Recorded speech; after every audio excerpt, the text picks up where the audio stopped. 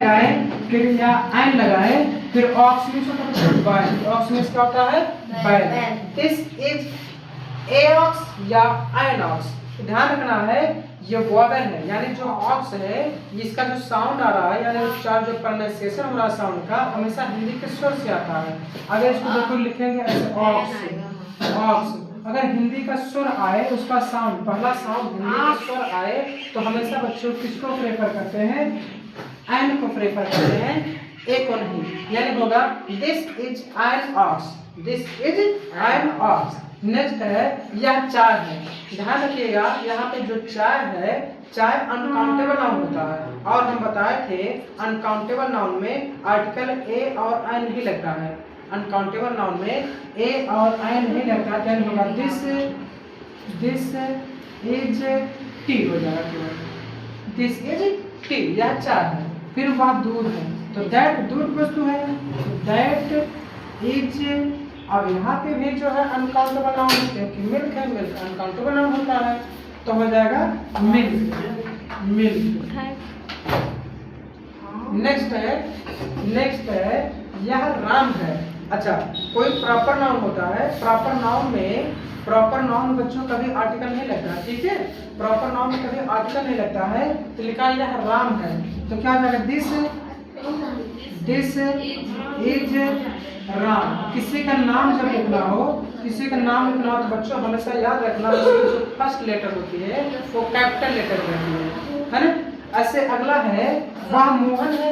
Mohan proper noun यानी किसी का नाम है। इसमें क्या है ध्यान रखना, इसमें आर्टिकल नहीं लगेगा। प्रॉपर नाउन के साथ आर्टिकल जनरली नहीं लगता है। अच्छा, लिखा वह दैट मीन्स होता वह, तो दैट इज मीन्स है मोहन। बताइएगा कहाँ पे दिस लगाना है और कहाँ पे दैट लगाना है। जैसे हमने लिखा वह मोहन है, हमने सेंटेंस लिखा बच्चों वह मोहन। सभी बच्चे बोर्ड पे ध्यान से देखेंगे, कोई बात नहीं करेंगे। वह मोहन है, वह मोहन है। एक सेंटेंस और है ये लड़के हैं। चलो, ये लड़के हैं, ये लड़के हैं। फिर अगला है ये लड़कियां हैं, ये लड़कियां हैं, ये लड़कियां हैं। फिर एक सेंटेंस और है यह लड़की सुंदर है, यह लड़की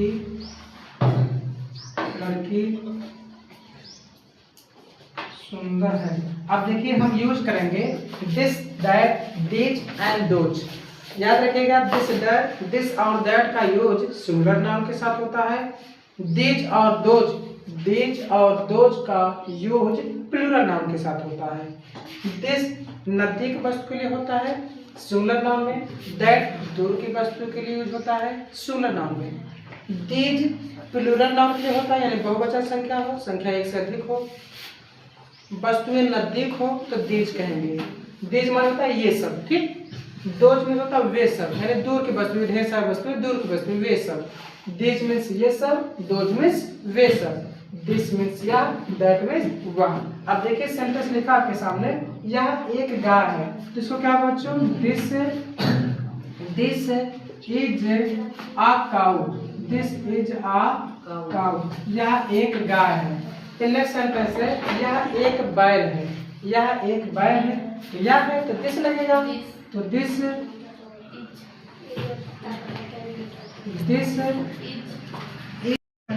चलो ठीक है।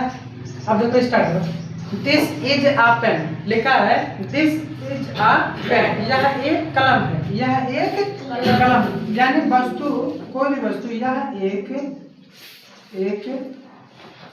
कलम, यह एक कलम है।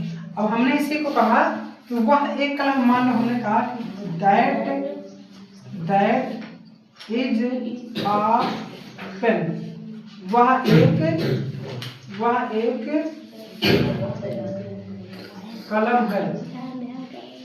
ध्यान रखिए जो वस्तु हमारे पास था, यानी कोई वस्तु है हमारे पास है, उससे इशारा करें, उसकी तरफ हम लोग संकेत करें, इशारा कर रहे हैं, करें कि ये कोई वस्तु है, नजदीक में है, नजदीक में तो दिस लगा दिए। कोई वस्तु सिंगुलर में है, यानी अकेले है कोई वस्तु, एक वचन में है, तो उसके लिए हमने क्या यूज कर दिया, दैट, कि वह लड़का है, यह लड़का है, वह लड़का, यानी जो लड़का नजदीक था उसके लिए हमने यूज कर दिया दिस, और जो लड़का हमसे दूर था हमने यूज कर दिया दैट।